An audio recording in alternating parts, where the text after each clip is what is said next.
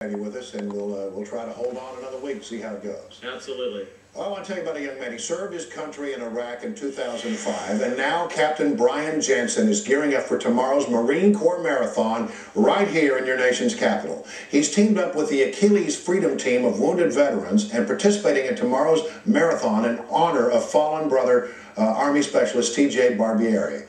Captain Jantzen, who was wounded while serving, will complete using a specialized hand crank dedicated to Barbieri, whose family will be at the finish line tomorrow. Captain Jantzen is here now to talk about the Achilles organization and about TJ. It's good to have you here. And talk a little bit about what you're going to do here and how this bike is set up to do it. It's got to be a pretty good challenge to do a marathon basically using your arms instead of your legs. Well, it's definitely a different concept there.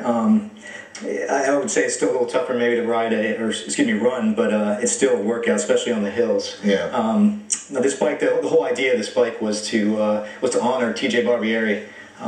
His parents and with the help of the Catholic University lacrosse team raised the funds to purchase this bike, which is I believe over $3 grand. So you know, I'm just here to honor him and represent his family and the 82nd Airborne Division. Tell me about the Achilles Freedom Team and how it came to be. They're fantastic. I mean, I see them almost daily up at Walter Reed Hospital, and you know, they put Jenna Griffin.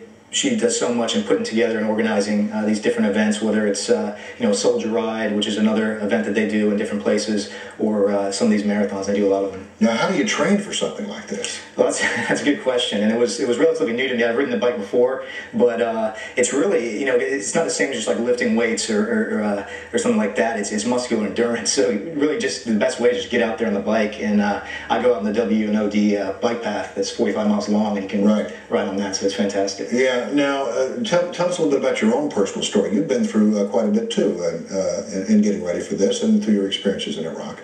Well, it's not too bad. I was wounded in 2005 in Iraq, and was in what we call limb salvation at Walter Reed. And so I had both my legs for about 2 years before I decided to make a decision to have the right one taken off, and I'm glad I did. Yeah.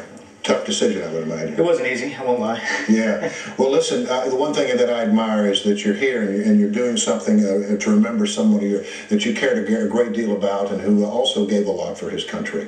Thank you so much for what you do, and hey, good luck tomorrow. This Marine Corps Marathon is a big deal here in Washington, D.C.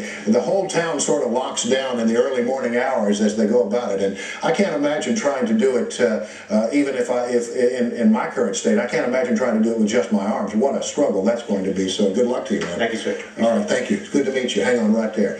We have brand new video.